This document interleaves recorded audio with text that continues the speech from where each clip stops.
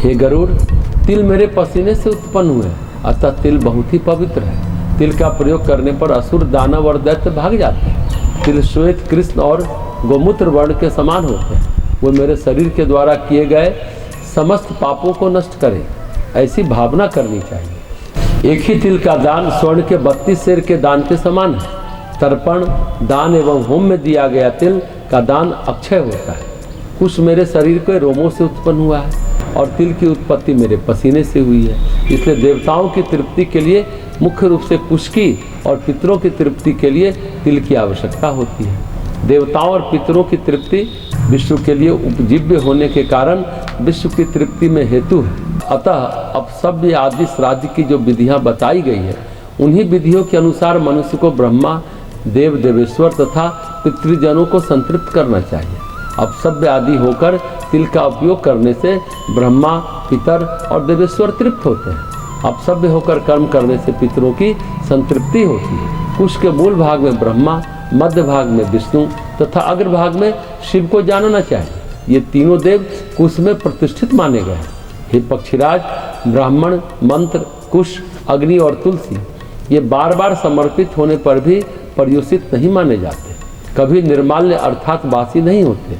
इनका पूजा में बारंबार प्रयोग किया जा सकता है। हे खगेंद्र, तुलसी, ब्राह्मण, गौ, विष्णु तथा एकादशी व्रत ये पांचों संसार सागर में डूबते हुए लोगों को नौका के समान पार कराते हैं। हे पक्षी श्रेष्ठ, विष्णु तथा एकादशी व्रत, गीता, तुलसी, ब्राह्मण और गौ ये 6 इस असार संसार में लोगों को मुक्ति प्रदान करने के साधन है।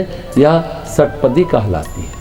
जैसे तिल की पवित्रता अतुलनीय होती है, उसी प्रकार कुश और तुलसी भी अत्यंत पवित्र होते हैं। ये तीनों पदार्थ मृतक को दुर्गति से उबार लेते हैं। दोनों हाथों से कुश उखाड़ना चाहिए और उसे पृथ्वी पर रखकर जल से प्रोक्षित करना चाहिए तथा मृत्यु काल में मृतक के दोनों हाथों में रखना चाहिए। जिसके हाथ में कुशाएं हैं और जो कुश से परिवेष्टित कर दिया जाता है, वह मंत्रहीन होने पर भी उसकी समंत्रक क्रियाएं न हो पाई हों, तब भी वह विष्णु लोक को प्राप्त करता है। इस असार संसार सागर में भूमि को गोबर से लीपकर उस पर मृत मनुष्य को सुलाने से उसके समस्त पापों का नाश हो जाता है। लवण और उसका रस दिव्य उत्तम लोकों का प्रापक है। वह प्राणियों की समस्त कामनाओं को सिद्ध करने वाला है। लवण के बिना अन्न रस उत्कट अर्थात न अभिव्यक्त होते हैं और न सुस्वादु होते हैं। इसलिए लवण रस पितरों को प्रिय होता है और स्वर्ग को प्रदान करने वाला होता है। यह लवण रस भगवान विष्णु के शरीर से उत्पन्न हुआ है। इस बात को जानने वाले योगी जन लवण के साथ दान करने को कहते हैं। इस पृथ्वी पर यदि ब्राह्मण, क्षत्रिय, वैश्य, स्त्री तथा शूद्र वर्ण के आतुर व्यक्ति के प्राण न निकलते हों, तो उसके लिए स्वर्ग का द्वार खोलने के लिए लवण का दान देना चाहिए।